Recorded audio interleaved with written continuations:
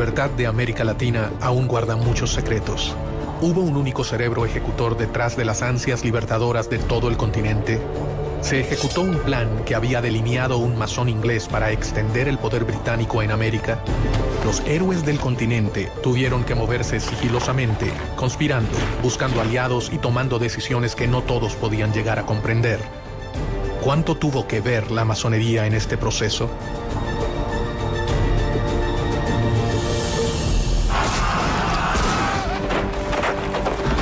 Los máximos libertadores de América, Simón Bolívar y José de San Martín, se reunieron una vez en su vida, a solas, a puertas cerradas en la ciudad de Guayaquil. Gran parte de la vida de los héroes transcurrió en un secreto absoluto. Sin embargo, nada es tan secreto como lo que ocurrió en aquella reunión. Se supone que discutieron los planes finales para la derrota de los españoles.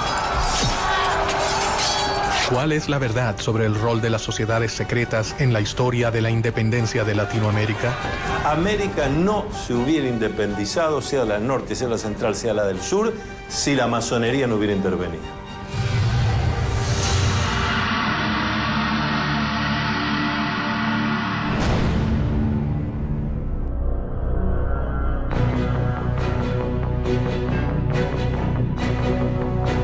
A lo largo de la historia, las sociedades secretas han manejado planes y alianzas ocultas para llevar a cabo sus objetivos. Archivos y documentos revelan una historia paralela al relato tradicional de la emancipación de América. Sospechosamente, estas sociedades nacieron en Inglaterra, el reino que con más énfasis reclamaba mayor participación en América. Inglaterra veía a América como una oportunidad para expandir sus colonias. La monarquía española tenía un monopolio comercial con sus colonias en América y no permitía comercio directo de sus colonias con ninguna otra monarquía ni con ningún otro imperio. ¿Las acciones masónicas buscaron reparar el reclamo inglés frente a España o fue una simple casualidad? Gran Bretaña tenía un problema muy serio porque nosotros éramos consumidores, pero que no podíamos consumir si no fuera a través del contrabando.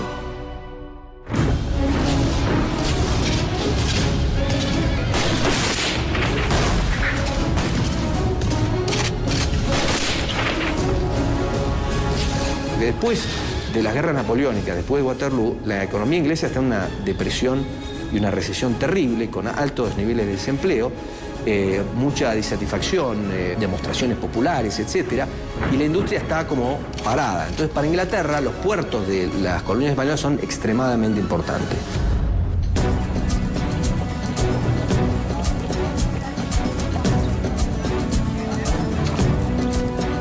Inglaterra era el lugar ideal para que germinara un plan que podía cambiar el orden mundial para siempre.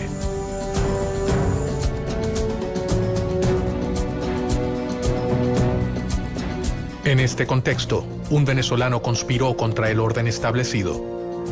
Francisco de Miranda. Miranda se va a convertir prácticamente en el americano más universal de su tiempo, en el criollo de mayor visión universal y de mayor preparación.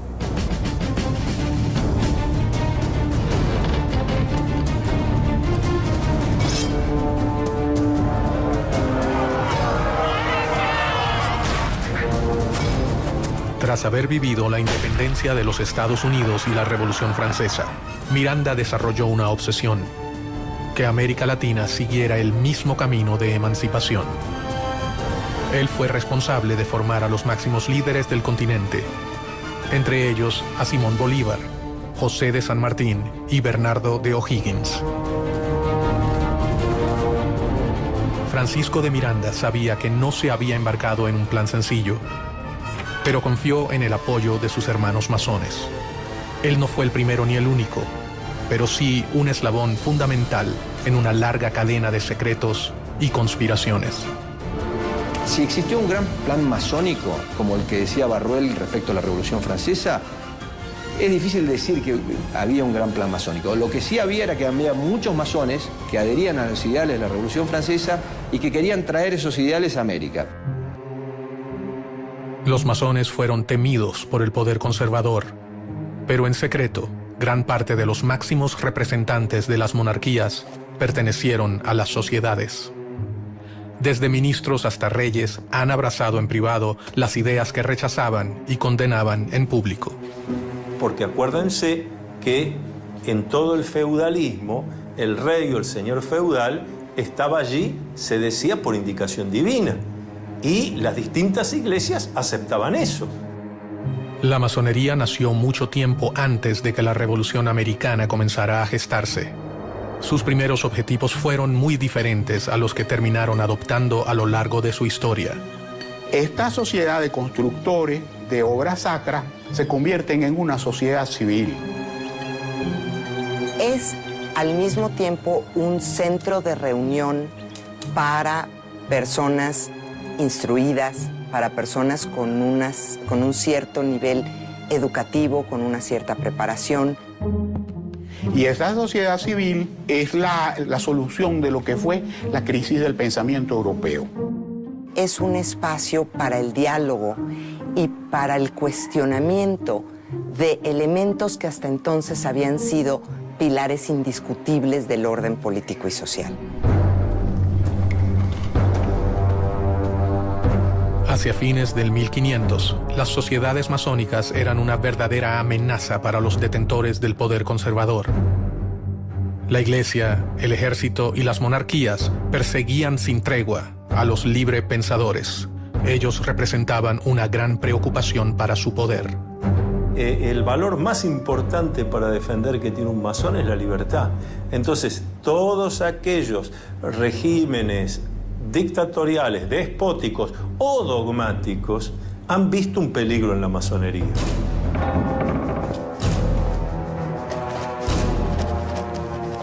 Clandestinamente, sin revelar sus verdaderas intenciones, los masones comenzaron a escalar posiciones en las estructuras tradicionales de poder. Los personajes políticos más importantes que se unen en la masonería lo hacen generando una especie de clientela política dentro de los masones y al mismo tiempo tratando de descubrir toda esta parte secreta, atractiva, interesante que proporciona la masonería. Fue en Inglaterra en donde las logias comenzaron a afianzarse en el poder, de la mano del rey Guillermo III. La masonería inglesa es una masonería simbólica, tiene solo 3 grados. Y los masones ingleses son hombres honorables, que no conspiran ni contra la religión ni contra el rey.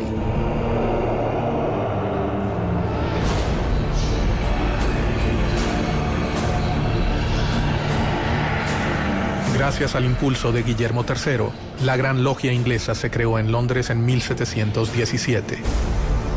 Ella sería fundamental para el resto de las sociedades. A partir de la Gran Logia Unida de Inglaterra aparece el libre y aceptado masón. Es decir, es el que se inicia en la orden, pero que ya no se va a ocupar de las construcciones externas, sino de una construcción interna, una construcción espiritual e intelectual. El poder de reclutamiento llegaría a niveles que los masones jamás habrían soñado. El rey inglés Guillermo III, fascinado por las nuevas ideas, se acercó personalmente a las sociedades masónicas y secretamente se unió a ellas. Se ha hecho mucha especulación sobre la condición masónica del rey. Realmente esa misma condición que de oficio, de gremio artesanal que tenía la masonería operativa, se lleva al campo profesional de los ejércitos.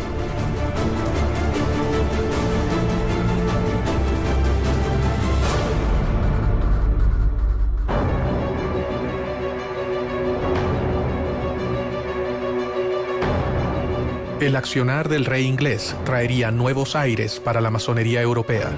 Se fundan logias en países como Irlanda, Escocia, Francia y Alemania. En 1726, la Gran Logia Inglesa abrió una sucursal en Gibraltar y en 1728 en Madrid y en Portugal. y al año siguiente en París. Pero la fascinación por las nuevas ideas no quedaría relegada a la corona británica. Años antes del comienzo de las luchas libertadoras en América, un hombre en la corte de España leyó una realidad de una manera totalmente innovadora y comenzó a idear planes para cambiar al mundo. Pedro Pablo Abarca de Bolea, el conde de Aranda. El conde de Aranda resultó ser un personaje muy importante en la historia de las colonias españolas en las Américas. Permitió el funcionamiento y la organización de tanto ideas de la Ilustración como reformas administrativas y propició en algunos sentidos la formación de algunas burguesías en el ámbito de España. Hay quienes creen que el conde de Aranda alcanzó los más altos grados de la masonería europea y que llegó a ser uno de los hombres más poderosos por debajo del rey de España. Su influencia sobre el trono y su compromiso con sus ideas podían cambiar al reino español para siempre.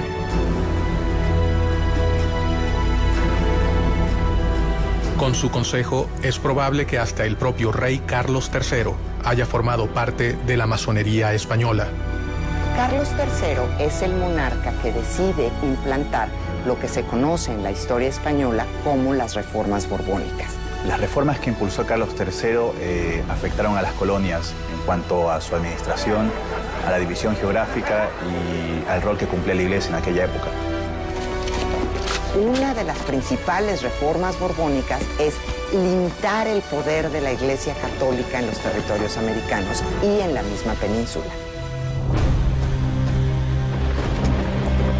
Si realmente existió un plan para que Inglaterra ganara ventaja en América, con la masonería implantada en la corte española, este acababa de comenzar. Un rey podía ser la pieza fundamental para acabar con el reino ibérico. Estaban a punto de sembrarse las semillas de un plan que podía acabar con el imperio español en América.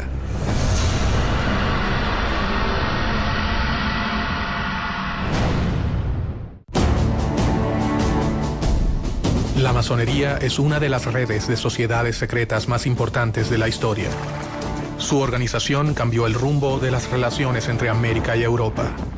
Los grandes líderes de la independencia americana eran masones.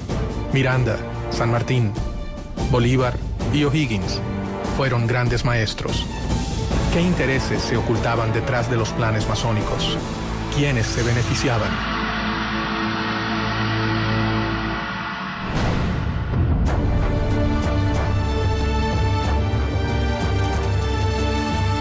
En las cortes europeas, para mediados del 1700, las ideas de libertad e igualdad habían ingresado gracias a los sigilosos planes de las sociedades secretas.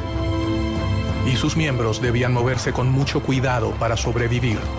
Habían sido víctimas de crueles persecuciones en Europa. La masonería ha sido objeto de persecuciones extraordinarias. Y sin duda alguna, la forma logial de organizarse se presta para que este tipo de institución haya sido vista con recelo. Dentro del trono, el hombre de mayor confianza del rey Carlos III era masón. El conde de Aranda había logrado que sus ideas influenciaran a la corona, pero si era descubierto, perdería, además de sus cargos, su vida.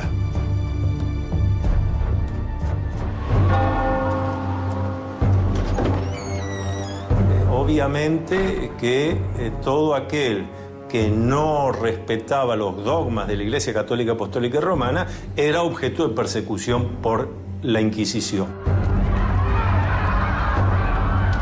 La Iglesia tenía para los masones, eso era las mismas causas de herejía o la podría ser hasta la hoguera. Ningún masón podía violar los secretos de la orden, y cualquier desliz podría finalizar en la muerte. En masonería existe un juramento de conservar el secreto. Y aquel que viola ese secreto, en el ritual de iniciación y en el ritual del juramento, se afirma que será castigado cortándole la lengua, tirando sus cenizas al mar, en fin, una serie de castigos muy violentos que son, desde luego, de orden simbólico. El objetivo de esta enorme cadena de secretos no era proteger a la persona, sino al cargo que esa persona había conseguido para la orden.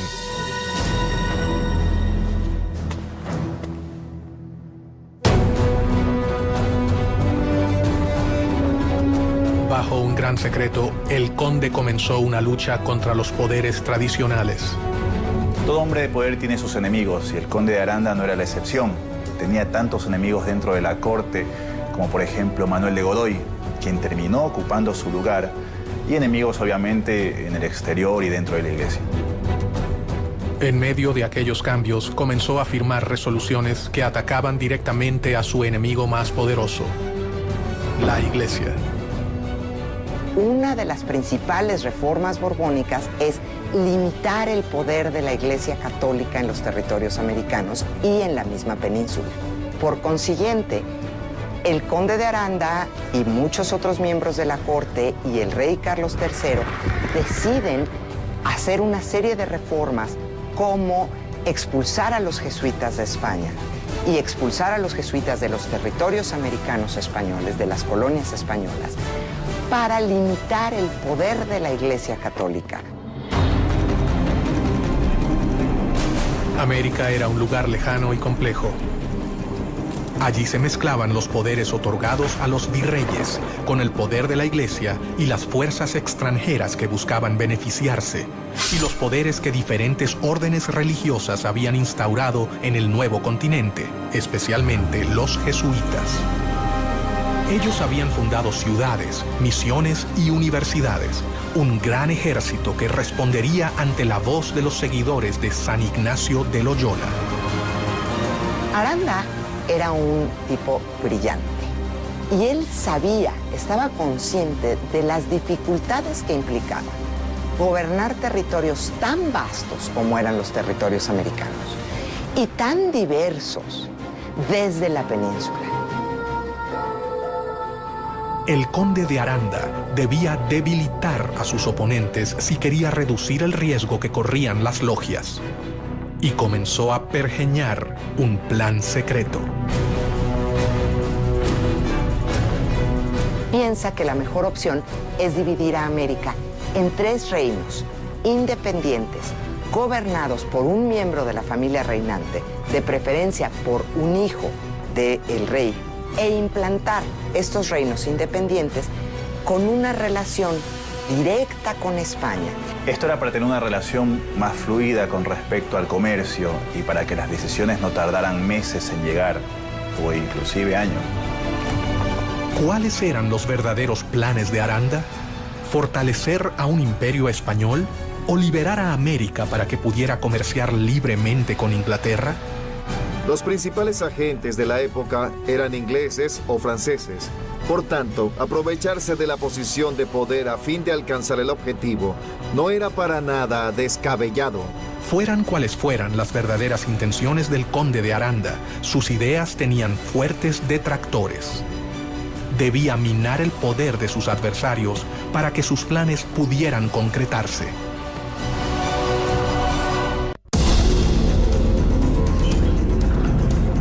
Los jesuitas habían creado una red de misiones y universidades en América que les confería un lugar privilegiado dentro del Nuevo Mundo. Los jesuitas, la Orden, la Compañía de Jesús, ha formado históricamente una organización dentro de la Iglesia Católica que se ha distinguido por algunos principios. Es una orden religiosa con una especie de estructura jerárquica militar. La Compañía de Jesús se había arraigado con fuerza en las colonias españolas en América. Habían logrado organizar a los pueblos originarios y gozaba de respeto y apoyo. Ellos tendrían capacidad de reacción frente a cualquier intento de cambio. Ahí hay varias contraposiciones, ¿no? Porque tanto el Marqués de Pombal, primero en Portugal y luego Aranda en España, van a impulsar procesos de modernización dentro de las coronas que replanteaban los mecanismos de conquistas que tenían en América Latina. El conde de Aranda consideraba que los jesuitas jamás habrían aceptado sus propuestas sin pelear. Enfrentarse a su poderosa organización habría sido fatal, así que ideó un plan para lograr sus objetivos. Y esta fue una de las causas para que los criollos empezaran a sentirse violentados por la corona española, pues sintieron que no se respetaba el papel de una institución que para ellos había sido siempre tan importante como era la Compañía de Jesús.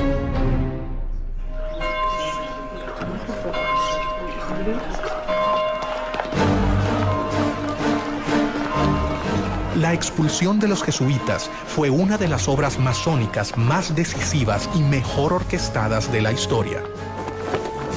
Un hecho que terminaría colaborando directamente con la independencia de las colonias americanas.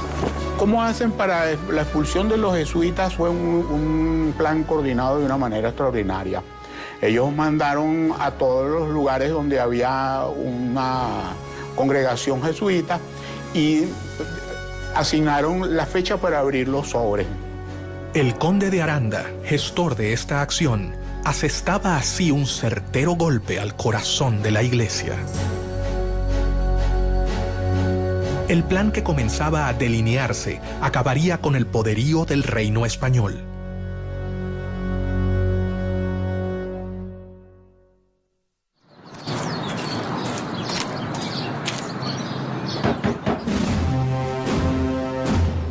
El decreto de Carlos III precisamente ordenaba que se abrieran los sobres ese día para que la operación no tuviera ningún tipo de resistencia. Al decreto de decir se abren los sobres, entonces esa era la gran noticia, y la gran noticia era que iban a ser expulsados de América todos los jesuitas. Pero en el momento que abrieron los sobres, esa fecha que se abrieron los sobres en toda América, en 24 horas estaban montados los jesuitas en los barcos y salían con destino al otro lado del Atlántico. Aranda había sentado las bases para terminar con las colonias españolas en América. Sin embargo, él nunca se imaginó que su plan se pudiera volver contra su propio reino. O si lo sabía y todo fue un plan británico para poder obtener ventajas en las colonias americanas.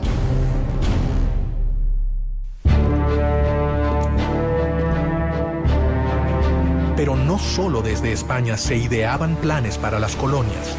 Inglaterra había enviado a sus posesiones en América a un importante masón que también tenía sus planes para el nuevo continente: Edward Trelawney.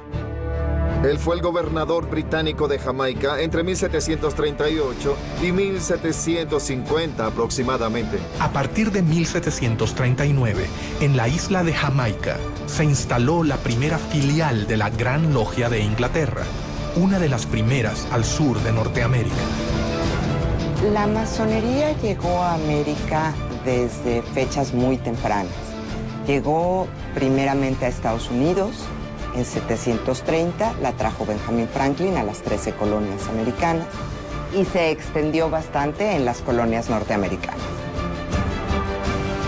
Posteriormente arribó a mediados del siglo XVIII a algunas de las colonias inglesas, especialmente a Jamaica. De la mano de muchos ingleses como Trelawney, las sociedades arribaron a América y desde allí dieron inicio a sus objetivos. La masonería estaba fortalecida en Inglaterra, así que Londres sería el lugar perfecto para ejecutar cualquier tipo de conspiración que los favoreciera. Inglaterra nunca ha tenido en política exterior razones idealistas. Inglaterra ha tenido siempre intereses. Después de la independencia de sus colonias americanas, Inglaterra ve necesaria la exploración de nuevos horizontes.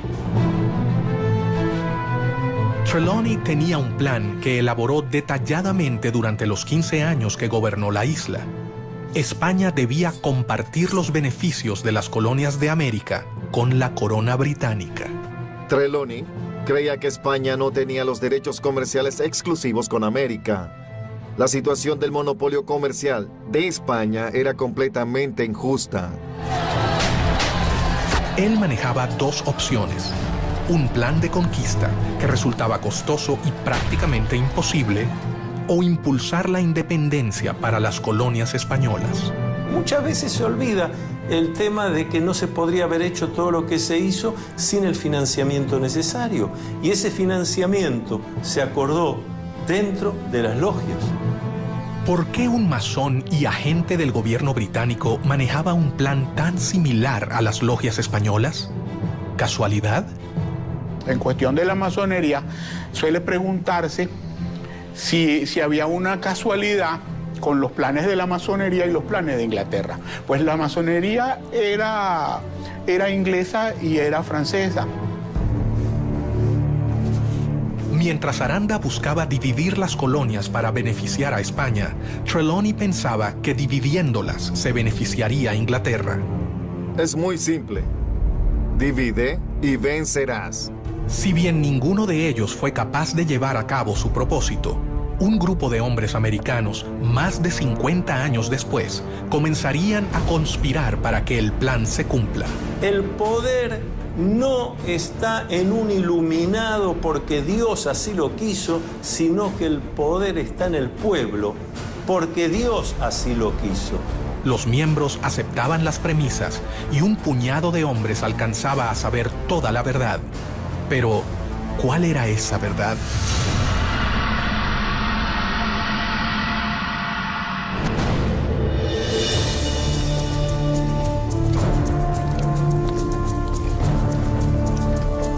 Los librepensadores llevaban a cabo una batalla interminable y desigual con la Iglesia. Si bien ésta había llegado al continente para evangelizarlo, ciertamente no tenía el mismo poder represivo que en los países de origen. El despotismo ilustrado tenía un plan para elaborar su crecimiento comercial, su incorporación a lo que era la evolución hacia el capitalismo, y la Iglesia tenía sus planes a largo plazo. En paralelo a la llegada de las logias al continente, los jóvenes americanos viajaban de América a Europa con el fin de transformarse en los administradores de las colonias españolas en el Nuevo Mundo. Francisco de Miranda fue el primero en llegar. Unos años más tarde viajarían Bernardo de O'Higgins, José de San Martín, Simón Bolívar, Andrés Bello López, entre otros. Otra vez, el lugar de reunión de todos ellos sería Londres.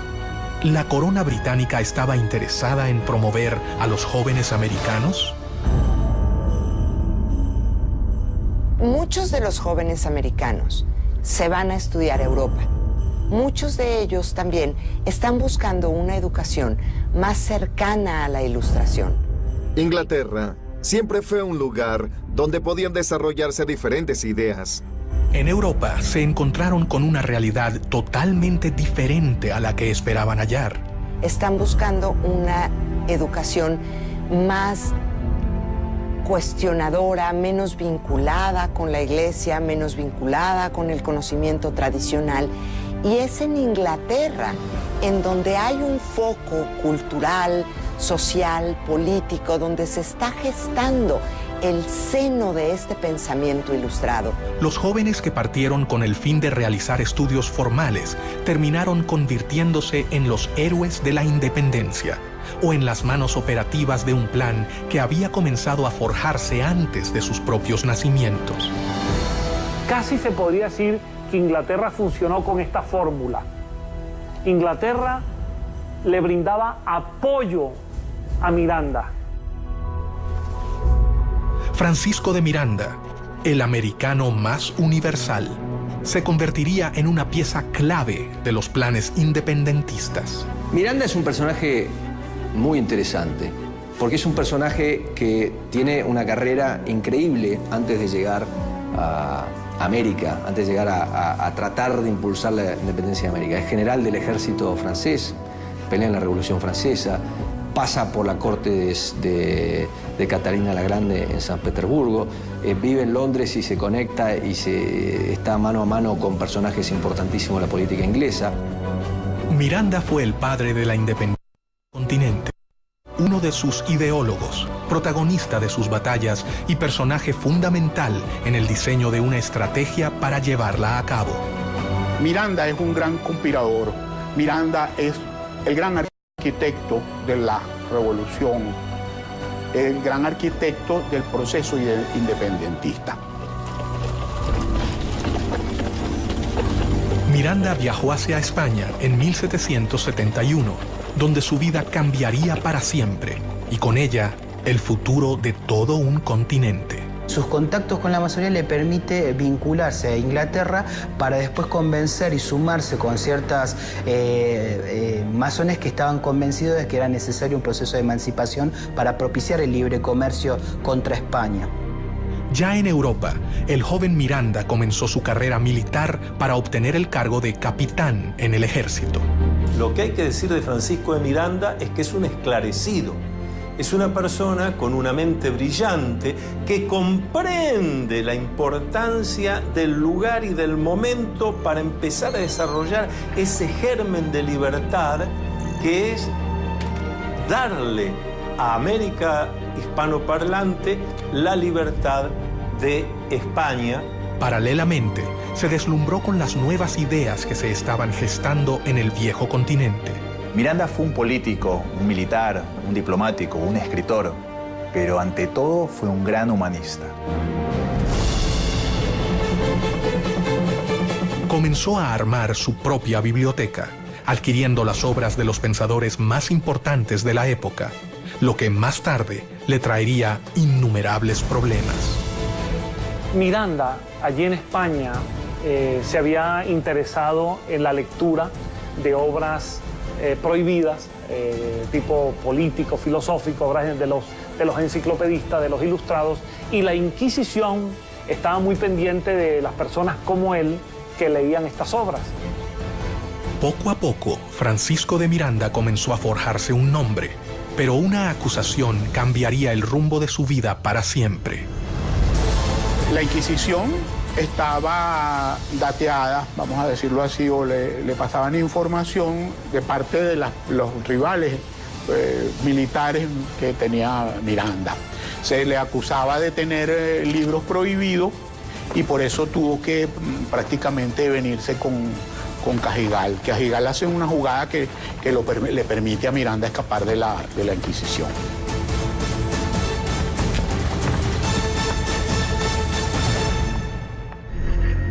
Y a partir de allí, Miranda es declarado prófugo de la justicia española, pasa a ser perseguido por España y obviamente, a medida que se van produciendo los acontecimientos, Miranda, cada vez la persecución de España es mayor. El 10 de julio de 1783 llega a los Estados Unidos. Ya se ha producido la declaración de la independencia, el hecho independentista de Estados Unidos, y Miranda se apasiona por ese proceso. Y Miranda va a viajar por distintas ciudades de los Estados Unidos, tratando de tomar contacto con esa realidad, con las causas que llevaron a la independencia, con la manera como los Estados Unidos de América se ha independizado de Inglaterra y sobre todo toma contacto con los ideales de los independentistas norteamericanos. En Estados Unidos, Miranda terminaría de comprender qué debía hacer. Había llegado al país que acababa de independizarse y allí conoció a los grandes protagonistas de la independencia. Especialmente trabó relación con George Washington. Tuvo entrevistas con líderes como Jefferson, Hamilton, Knox, es decir, con figuras muy importantes en la conducción del nuevo país independiente en Norteamérica. No se sabe exactamente dónde se inició el general Francisco de Miranda como masón. Algunos historiadores afirman que fue en 1774, en Madrid, y según el rito, York. Otros dicen que fue iniciado por el mismo George Washington en la Logia de Virginia. Muchos historiadores se preguntan cómo era posible que este joven, nacido en Caracas, de ascendencia isleña, canaria, que empezaba a ser perseguido por España, pudiese ser recibido en los Estados Unidos por el presidente de la nación y por los principales líderes de esa nación. De allí nace, entre muchos historiadores, la posibilidad de que Miranda en esa relación haya estado apoyado por la masonería. Su futuro comenzaba a dibujarse. El hombre que había servido al ejército español alrededor del mundo estaba por transformarse en la pieza clave para que perdieran sus colonias en América. Debajo de la mesa, alguien estaba poniendo en marcha los planes elaborados por el conde de Aranda y Trelawney, el viejo gobernador de Jamaica. La idea era separarse de España y de alguna manera seguir el modelo republicano que ya se había establecido en Estados Unidos. Miranda se ha convertido en masón, comenzando así a conocer las ideas más revolucionarias de la época. Ha vivido la independencia norteamericana de cerca, haciéndose eco de los ideales revolucionarios. Ha sido acusado por el país por el que arriesgó su vida y ahora mira hacia su continente.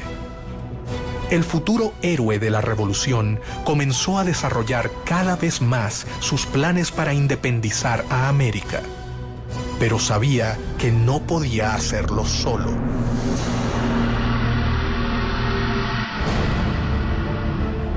En su afán por independizar a América Latina de España, en diciembre de 1784, Miranda partió de Boston a Londres y de allí viajó por varios países de Europa.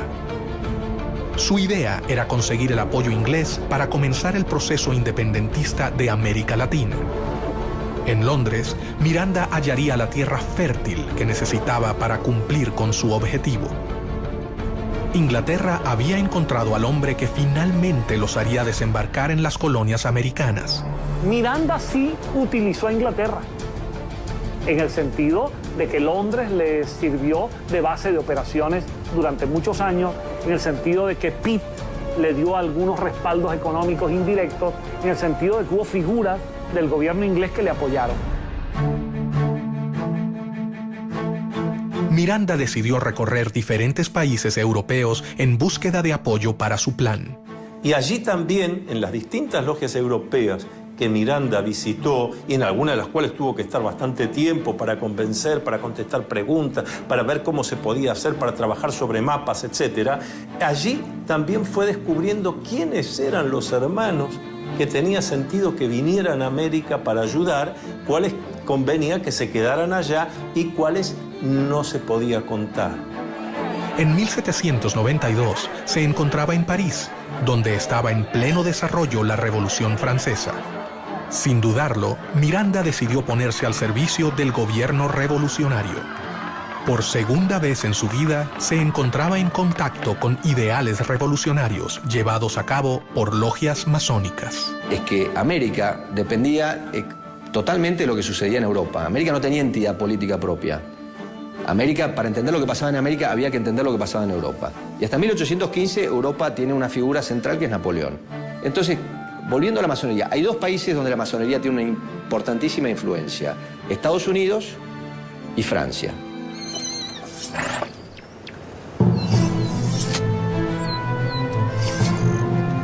La Asamblea Legislativa, el gobierno francés en la época, lo destinó a Bélgica y Holanda para defender a la Francia revolucionaria del ataque de los ejércitos absolutistas. En aquellas tierras demostró su talento como militar y su enorme valor por defender los ideales revolucionarios. Francisco de Miranda entra con un contrato de mariscal de campo.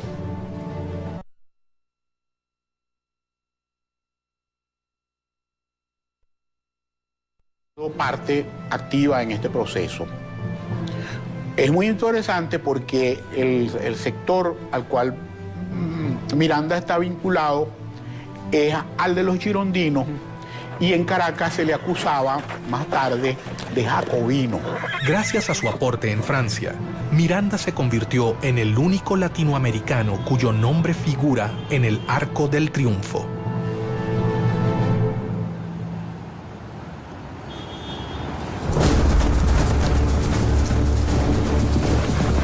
Miranda era un enemigo de España. Londres era su aliada. Allí sabían que él era la persona indicada para llevar a cabo el plan que desarrolló Edward Trelawney. Los británicos están desarrollando su mercado. Los británicos se están convirtiendo en dueños de los mares. Por supuesto que les interesa, como dicen en buen criollo, en lenguaje popular, serrucharle el piso a su principal rival, que es España. Entonces esas coincidencias van a encontrarse a lo largo del camino. Desde el siglo XVI, Inglaterra ha estado esperando la oportunidad de poder inmiscuirse en la vida de las colonias y todo hacía creer que estaban a punto de lograrlo. Durante su estadía en Londres, en 1797, Miranda fundó la Sociedad Patriótica Revolucionaria, Gran Reunión Americana, también conocida como los Caballeros Racionales, de la que fue gran maestro. Esta Gran Reunión Americana fue fundada por Francisco de Miranda, un venezolano, y que la fundó con el apoyo de la Gran Logia de Londres. Era una organización de corte estrictamente política que tenía como objetivo lograr las independencias de los dominios españoles en América.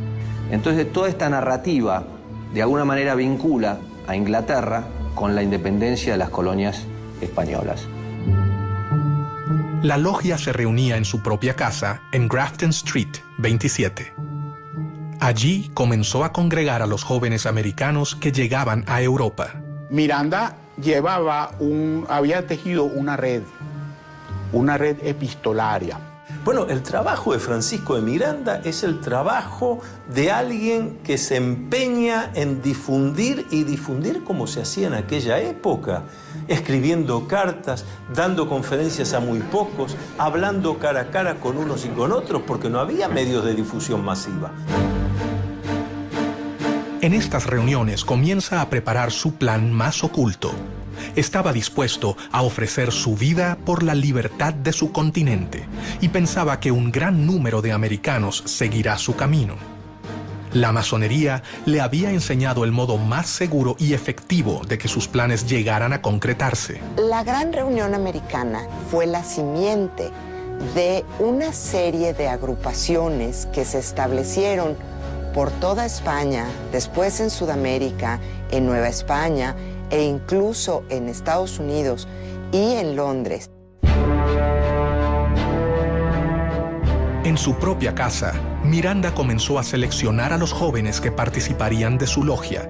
Lo que Miranda organiza en Londres es una reunión de hombres que se instruían, generalmente eran hispanoamericanos o españoles, que eran instruidos por Miranda exactamente en la causa de la independencia de América. Cada uno de ellos llegó de los puntos más remotos de América.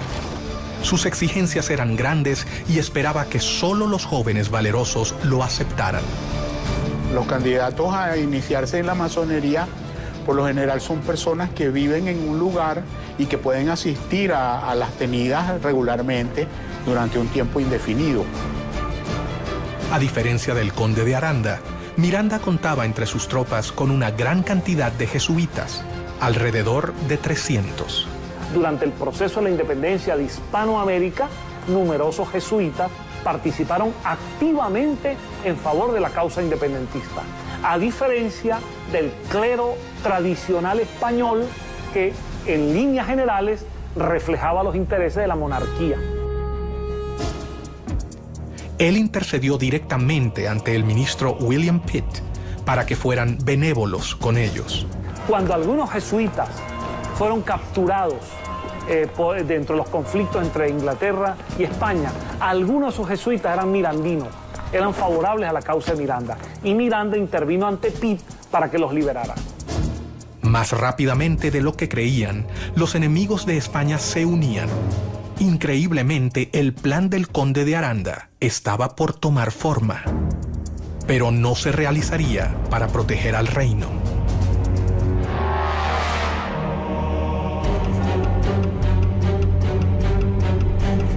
Francisco de Miranda sabía que la elección de los postulantes sería determinante para sus planes. Ellos tenían que ser líderes, comprometidos, fuertes y por sobre todo tenían que abrazar su causa y la masonería. No podía exponerse a que sus planes quedaran expuestos. Miranda había redactado un juramento, tal cual se hace en las logias masónicas. Un juramento al estilo de Miranda, porque era un juramento para que aquel hombre se comprometiera a trabajar incansablemente por la independencia de América. Mucho secreto, valor y constancia son la égida que os escudará de los brazos de los tiranos, decía Miranda a sus adeptos.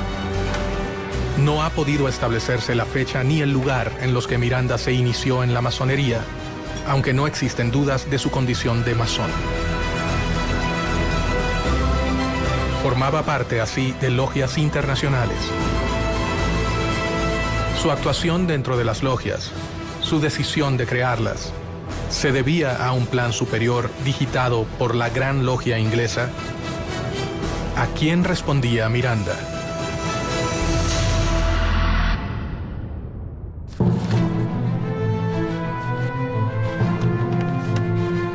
Casualidad o no, el plan elaborado por Miranda y las logias parecía responder palmo a palmo al plan creado cerca de medio siglo antes por otro masón, perteneciente a la Gran Logia de Inglaterra, el gobernador de Jamaica, Edward Trelawney. Si bien se parecen en cuanto al rol del comercio en América y en cuanto a quién sería el más beneficiado, divergen con respecto a su finalidad. A diferencia de Trelawney y del conde de Aranda, Miranda puso en práctica lo que otros solo habían pensado. Es una época en la que se está dando una transición de un mundo constituido por instituciones, de una sociedad corporativa a una sociedad más individual. Para organizar sus filas, Miranda decidió no incluir hombres mayores de 40 años. El venezolano confiaba en que los jóvenes serían quienes lo ayudarían a culminar su plan. La inteligencia de Miranda lo llevó a comprender que para ciertas cosas necesitaba contar con lo que nosotros llamamos los ancianos sabios. Contactos políticos, diplomáticos, financieros. Pero para la ejecución concreta de la obra, lo que llamamos en masonería los grupos de masonería operativos, donde hay que ir a hacer cosas concretas, había que entusiasmar a la juventud.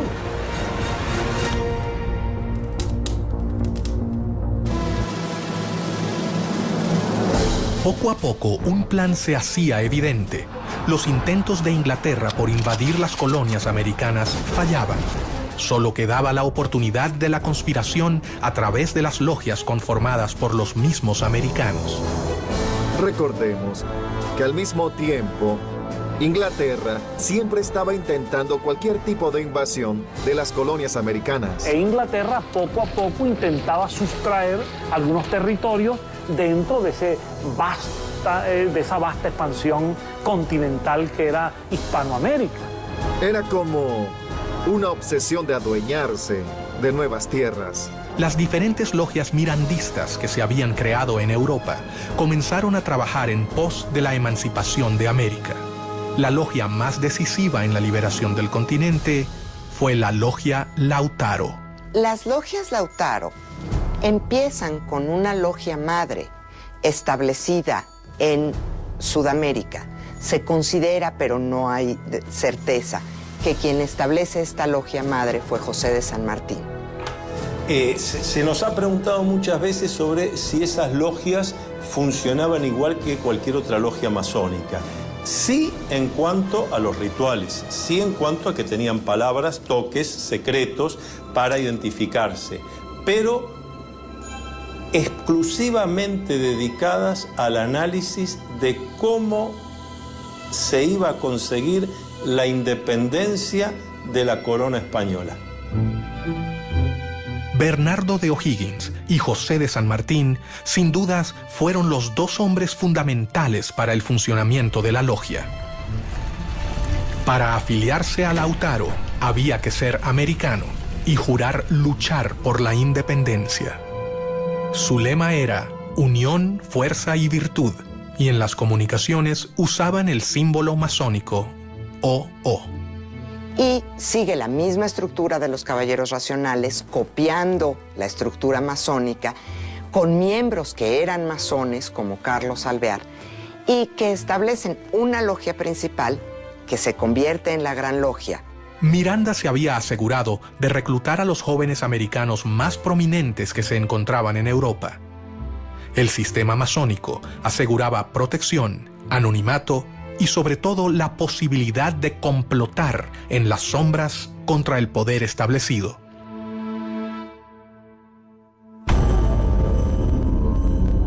Mientras que las logias se afianzaban en América, sus líderes debían tomar las precauciones necesarias para proteger a sus miembros. La clave de la supervivencia se encontraba en sus intrincadas estructuras, su complejo modo de ingreso y su compromiso de silencio. Las logias que operaban aquí practicaban rituales masónicos que tenían que ver más que nada con el sistema de grados. Según el grado que cada hermano tenía dentro de la logia, era el conocimiento de la parte del plan que tenía. El ascenso del grado tiene que ver con la lealtad que hayas demostrado a la causa de la independencia o a la causa de los gobiernos independientes.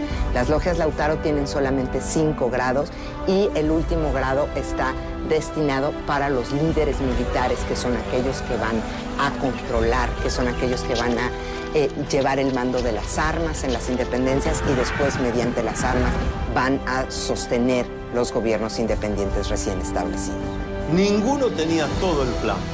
De manera tal que si alguno de los hermanos hubiera caído en manos del enemigo y bajo tortura se hubiera visto obligado a revelar algún secreto, el secreto que revelaba era apenas un trocito de la totalidad.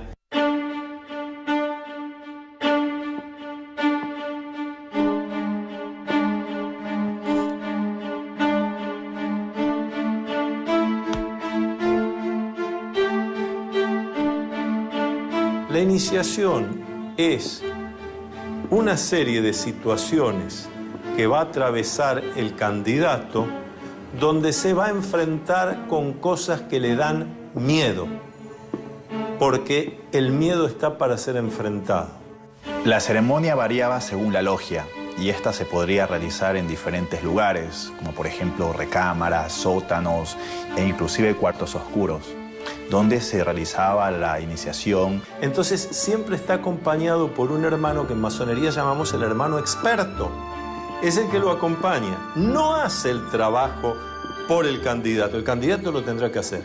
Enfrentar sus miedos, sus dudas. Pero va a estar bien acompañado. Está desde el principio entre amigos, está bien cuidado.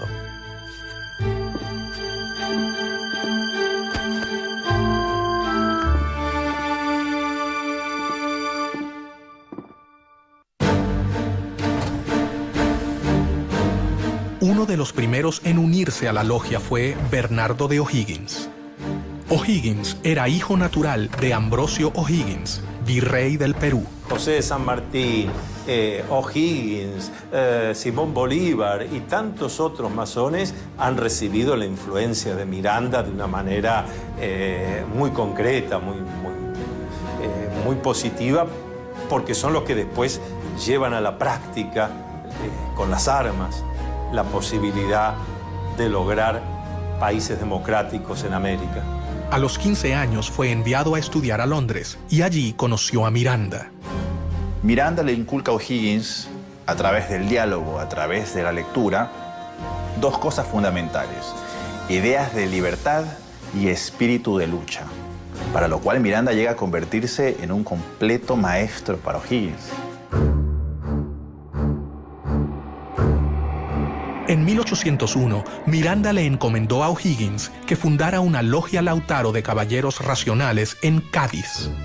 Hay 3 documentos importantes sobre la Sociedad de Caballeros Racionales y esos documentos de alguna manera nos dan algunas pautas de lo que pudo haber sido esta sociedad, qué vinculación tuvo con la masonería y qué vinculación tuvo con la logia Lautaro. Miranda le escribió un texto que concluía: «Leed este papel todos los días durante vuestra navegación y destruidlo enseguida.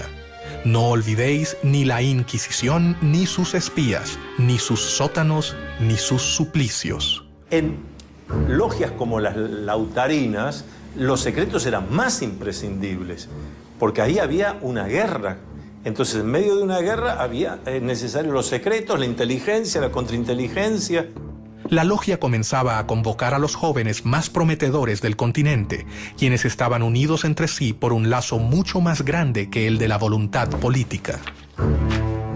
Ellos compartían todo un sistema secreto de fraternidad y solidaridad que habían comenzado a completar con un solo objetivo: terminar el dominio español en el continente.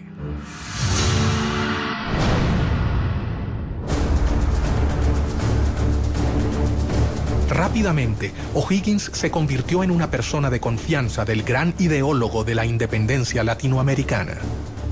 En una de las tertulias que solían compartir, Bernardo le narró la historia del cacique Lautaro. Miranda, inspirado en su vida, bautizó así su logia. Lautaro, en homenaje a un cacique de un pueblo originario de nombre Lautaro, que había combatido y había muerto peleando contra el ejército español del rey. Entre los amigos de Miranda se encontraba su compatriota Juan Bolívar, el padre de Don Simón, a quien conocería en el primer viaje que éste realizó a Europa. Una relación compleja, no una relación fácil. Vamos a ubicarnos históricamente. Miranda nace en Caracas en 1750. Bolívar nace en Caracas en 1783. Cuando Bolívar está naciendo en Caracas, Miranda está en los Estados Unidos, concibiendo a sus 33 años toda la relación de conocimiento de la independencia de los Estados Unidos y proyectando su lucha independentista en América. De modo que la diferencia de 33 años es muy significativa para entender la relación entre estos dos gigantes de la independencia americana. Bolívar llegó a Cádiz en 1803 y rápidamente fue admitido en la sucursal de la Gran Logia Americana, la Sociedad de Caballeros Racionales. Mientras que sus seguidores comenzaban a prepararse en Europa, Miranda decidió intentar realizar la primera revolución. El objetivo sería su país natal, Venezuela. Se habla de un intento fallido, una intentona golpista incluso de Francisco de Miranda en Coro y en Ocumare. Esto es una historia muy interesante porque ahí hay un inicio de la independencia. Para ello, primero viajó a New York. En los Estados Unidos, él concibe una expedición con la cual invadir las costas venezolanas y él pensaba que desde allí se iba a incendiar la pradera, se iba a lograr que los pobladores lo vieran a él como un redentor, como un liberador, y a partir de allí se iba a producir un estallido de independencia en Venezuela y en el continente. En febrero de 1806 partió rumbo a Venezuela con 3 barcos, uno de ellos llamado Leandro, por su hijo. La guerra había comenzado.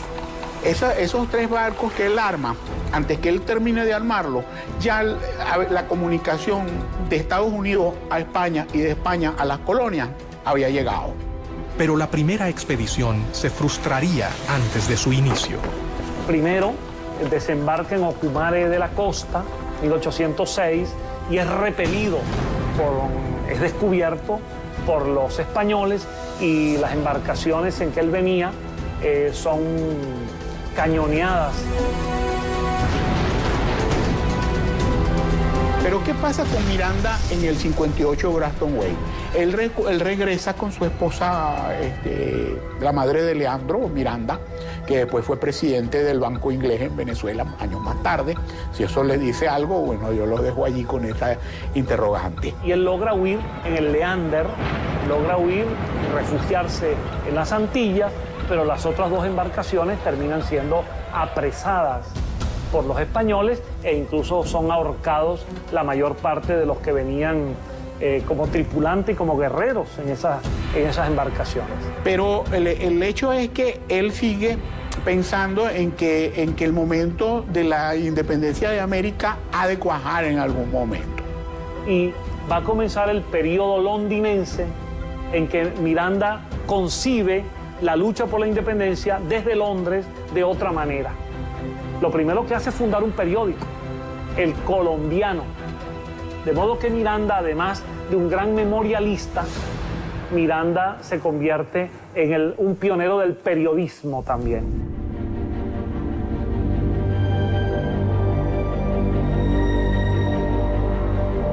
En 1806, Bolívar recibió el grado tercero, o maestro, en la logia simbólica London número 5 de Inglaterra. En 1810, en Londres, Miranda le confirió el supremo grado de iniciación en la Gran Logia Americana y juntos fundaron la Logia Protectora de las Virtudes número 1 en el oriente de Barcelona, Venezuela. Bolívar estaba totalmente convencido de que todos debían dar su vida por la causa americana. Simón Bolívar también va a ser una figura clave en el proceso emancipatorio del norte y de hecho también después va a tener contraposiciones y discusiones con los masones porque va a terminar prohibiendo el funcionamiento de la masonería en Colombia, sabiendo que después también los masones podían conspirar contra él. Convencido de sus planes de liberación del continente y de que el complot secreto era la mejor manera de lograrlo, Miranda continuó reclutando miembros para su causa. Uno de ellos fue José de San Martín, gestor de la independencia de Argentina, Chile y Perú. San Martín llegó a Londres 10 años después de que partiera O'Higgins. Algunos historiadores señalan que el paso de San Martín por Inglaterra es muy significativo, porque es precisamente allí en donde él se reúne con intelectuales, con políticos, para discutir el tema de la independencia de las colonias. Durante la campaña había conocido a Lord Macduff, un noble escocés que lo introdujo en el mundo masón en general y en la causa americana impulsada por Miranda.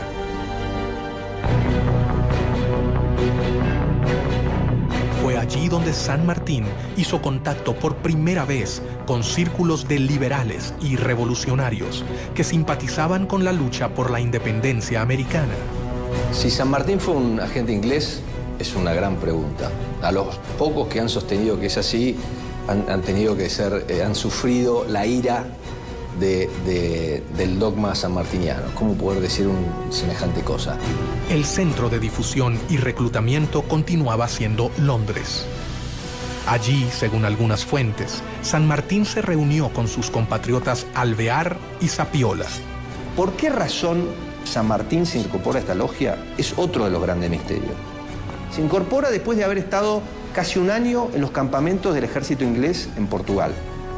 ¿Cuánto sabía el reino inglés de lo que sucedía dentro de su territorio?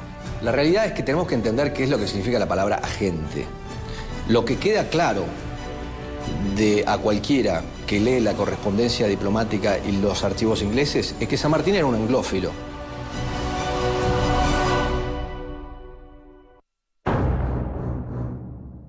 Miranda sabía que había logrado dar el primer paso. Las logias en Europa se fortalecieron y sus miembros estaban totalmente convencidos de la necesidad de la independencia. El siguiente paso era mucho más arriesgado. Se debían fundar filiales en el continente americano.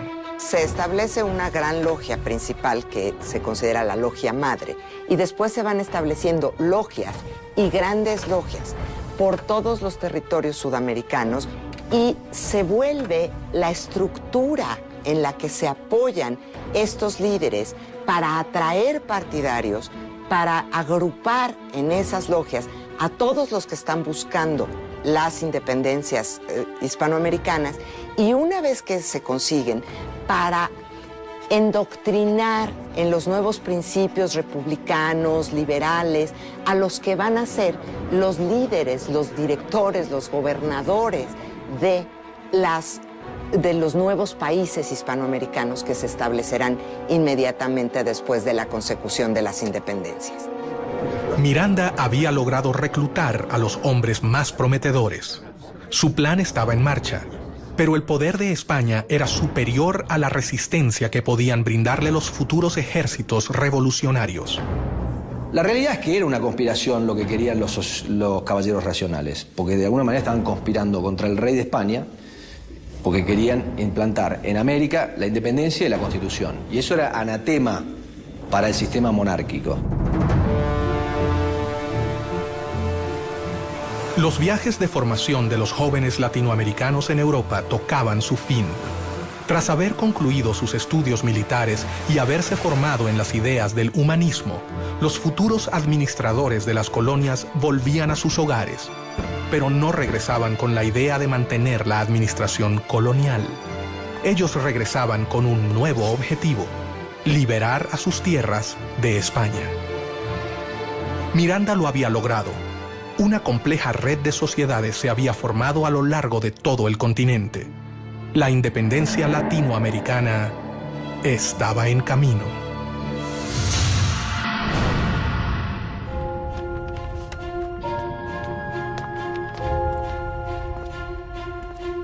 Mientras tanto, un hecho externo colaboraría con la causa: la llegada de Napoleón al trono de Francia y la instauración del Primer Imperio llevaron a Europa a una era de guerras, caos, alianzas y traiciones. Y entonces Napoleón tiene que desarrollar estrategias para atraerse adeptos en España. Y una de esas estrategias es utilizar a la masonería como herramienta. Hasta el momento en que ellos iban conquistando una ciudad, iban conformando logias y iban dejando sus cuadros masónicos como una suerte de control de la sociedad civil. Las fuerzas napoleónicas contaron con una serie de victorias iniciales que llevaron a la abdicación del rey español en Bayona, Carlos IV, quien se vio obligado a renunciar en favor de su hijo Fernando VII. Napoleón crea su propia masonería, que es conocida como masonería bonapartista. Incluye ahí a todos los que son denominados afrancesados, que son los españoles que aceptan el gobierno bonapartista y que reconocen a Napoleón y a José Bonaparte. Pero al poco tiempo, Napoleón decidió reemplazar a los reyes borbones de su trono, por lo que hizo abdicar a Fernando VII en favor de José Bonaparte, el hermano del emperador francés. Napoleón se burlaba de los masones, decía que era un grupo de imbéciles que hacían ceremonias ridículas, pero la realidad es que todos sus hermanos eran masones. No solo eran masones, sino que José Bonaparte, su hermano mayor, que luego es rey de España, era el gran maestre del Gran Oriente de Francia, es decir, era el líder de la masonería francesa. Y Napoleón utiliza la masonería como herramienta política. Y dentro de esas logias intenta difundir una serie de principios que hacen aparecer a su imperio como un imperio muy liberal, defensor de los derechos del hombre, defensor de los derechos del ciudadano, pero al mismo tiempo pues no deja de ser un imperio. Mientras Europa vivía convulsionada, las logias masónicas entendían que era el momento de actuar. Las sociedades americanas vieron con preocupación la invasión francesa sobre la madre patria. Entonces es en 1808 cuando se rompe la legitimidad y cuando la posibilidad de las independencias se presenta, porque el monarca que está ahí no es el monarca legítimo, no es el monarca reconocido. Miranda instó a sus hombres. El momento había. Estaba Miranda en el medio. Miranda con su interés colocado en la independencia de Hispanoamérica.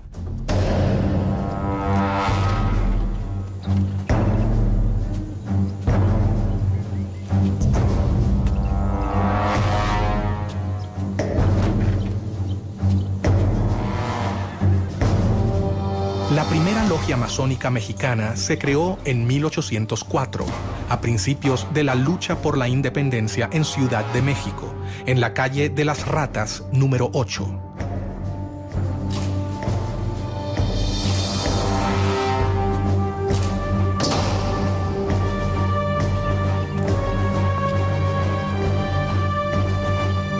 Una masonería muy poderosa, muy extendida, que produjo una enorme influencia en toda la política de México y del resto de América Central hasta la actualidad. Los masones mexicanos fueron los primeros en entrar en acción. En 1810, Querétaro era el principal centro de la conspiración para llevar a cabo la independencia política del país. Bajo el disfraz de saraos y reuniones literarias, los conspiradores se reunían en esa ciudad. A estas reuniones auspiciadas por la corregidora Josefa Ortiz de Domínguez, concurrían distinguidos queretanos, así como los capitanes Ignacio Allende, Juan Aldama y los hermanos Epigmenio y Emeterio González. También asistía a ellas secretamente el cura de la parroquia de Dolores, Miguel Hidalgo y Costilla. Cuando ya se había fijado la fecha para el levantamiento, varias denuncias pusieron sobre aviso a las autoridades españolas y éstas procedieron rápidamente a sofocar el movimiento, cayendo sobre las casas de los conspiradores para encarcelarlos. Sin embargo, no pudieron contra ellos y el 16 de septiembre fue declarada la Independencia Nacional de México.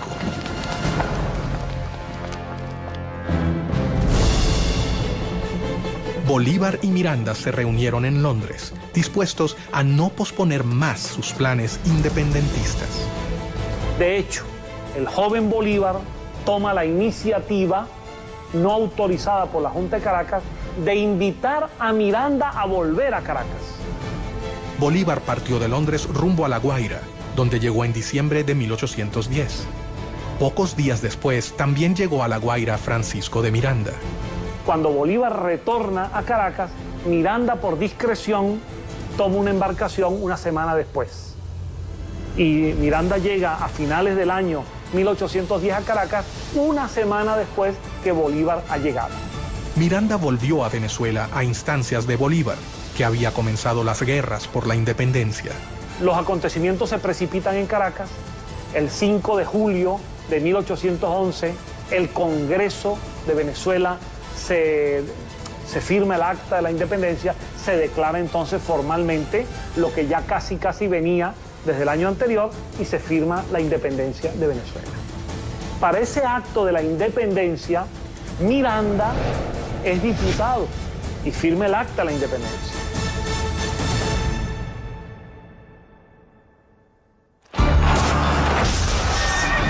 Miranda fue nombrado generalísimo del ejército venezolano, pero tras una serie de reveses militares, tuvo que capitular. Una de las causas que han forzado a Miranda a capitular es la pérdida de Puerto Cabello, que era la primera plaza militar de Venezuela. ¿Y quién estaba al frente de la plaza de Puerto Cabello? El coronel Simón Bolívar. Miranda y otros 400 patriotas a los que al capitular se les había prometido la posibilidad de exiliarse, fueron apresados. Fue tomado prisionero por un grupo de oficiales venezolanos, entre ellos Simón Bolívar.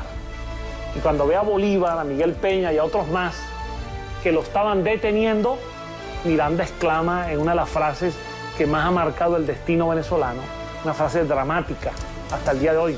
Miranda dice: bochinche, bochinche. Este pueblo lo único que sabe hacer es bochinche. Y finalmente Bolívar es un agente histórico de aquellos que lamentablemente intervinieron para que Miranda fuese detenido. En mi opinión, un verdadero lunar en la historia de Simón Bolívar, la detención.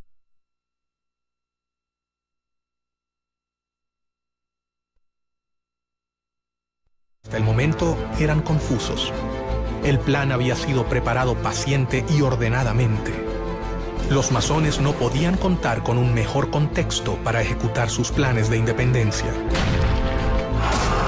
América era un reguero de pólvora que quedaba a 10.000 kilómetros de la metrópoli que la dominaba desde hacía casi 3 siglos. De hecho, las logias masónicas permitieron resguardar este funcionamiento para permitir organizar y libertar a América dentro de un gobierno que era opresivo. Los masones habían cambiado definitivamente los libros y sus reuniones por las armas. Era el momento de la acción.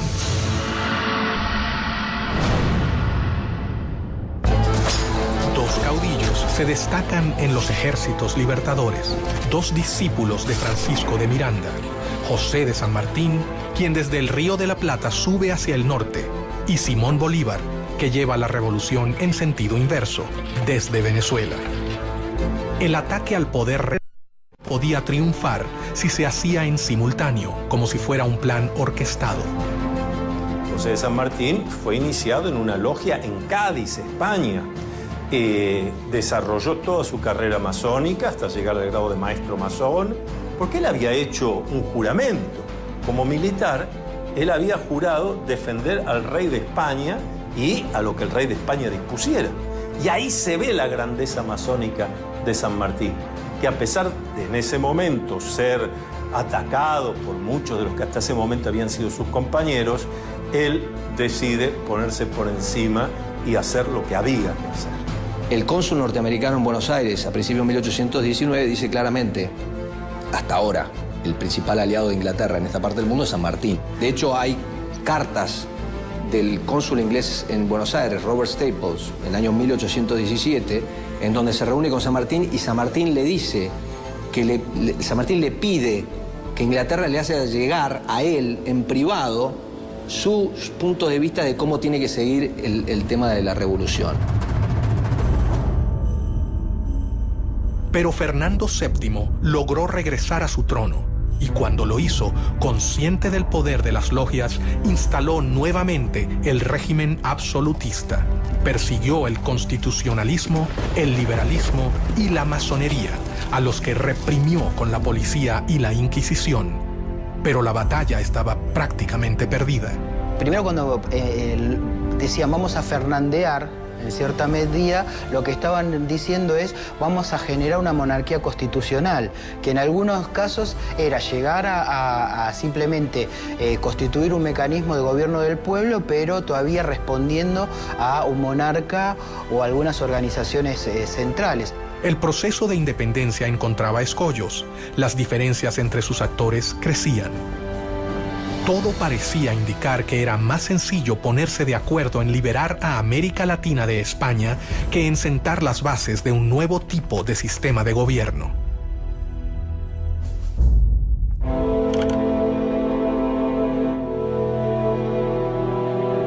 Mientras sus hombres cumplían un sueño de más de 100 años de espera, Miranda fue trasladado a España y murió en una cárcel antes de que la emancipación finalizase. El venezolano murió solo, pero sus ideas ya parecían ser realidad.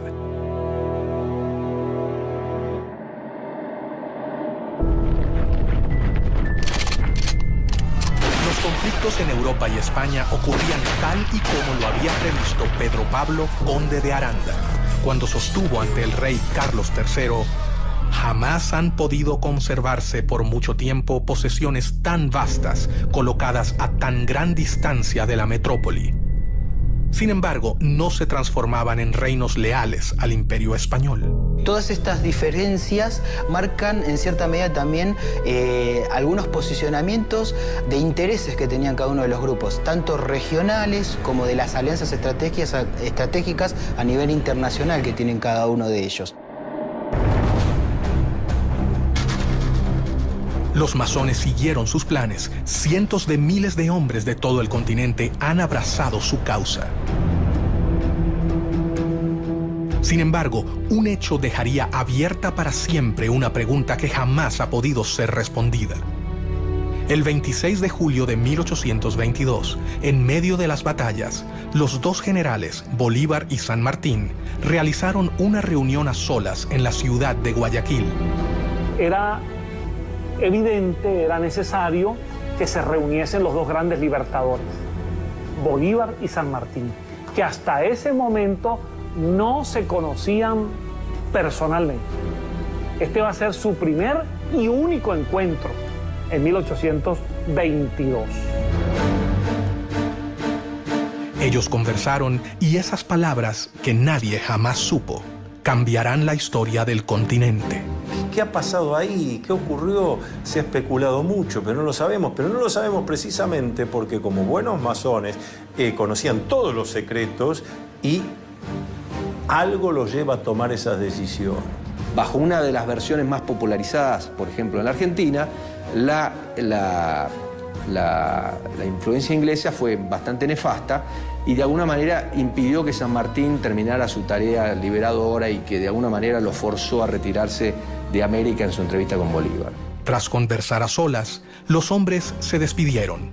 Pero al salir, la realidad había cambiado. Bolívar finalizaría la gesta independentista.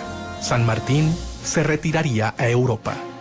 Yo no sé si San Martín era un agente inglés. Lo que sí sé es que San Martín era un hombre que tenía convicciones políticas muy conservadoras que era conveniente para Inglaterra. ¿Tuvo algo que ver Inglaterra en esta reunión? El hecho es que los historiadores, algunos historiadores, han registrado que el propio saludo que se dan San Martín y Bolívar al conocerse en Guayaquil es un saludo típicamente masónico.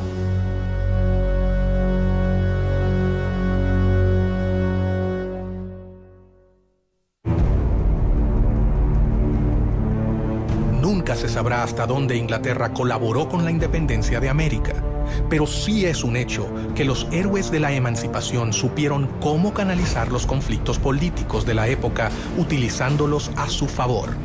Napoleón decía que la historia no era más que una ficción acordada por la mayoría. Muchas veces lo que sucede es que la historia que escuchamos no es la historia real, es la historia que queremos escuchar de alguna manera o que nos gustaría escuchar. Entonces, con la masonería siempre hay un tema, porque en la explicación o en la versión oficial de la historia de la Gran Reunión Americana, inevitablemente se vincula la Gran Reunión Americana con Inglaterra y a Inglaterra, a su vez, con el proceso de la independencia. El plan de Trelawney, la recomendación del conde de Aranda y el sueño de Miranda lograba ser concretado por estos jóvenes que cumplieron con sus promesas hasta el final: liberar al continente americano. Yo te puedo decir que la independencia de toda América, América del Norte, América Central y América del Sur, es el resultado del trabajo de los masones en sus logias y de un plan masónico universal.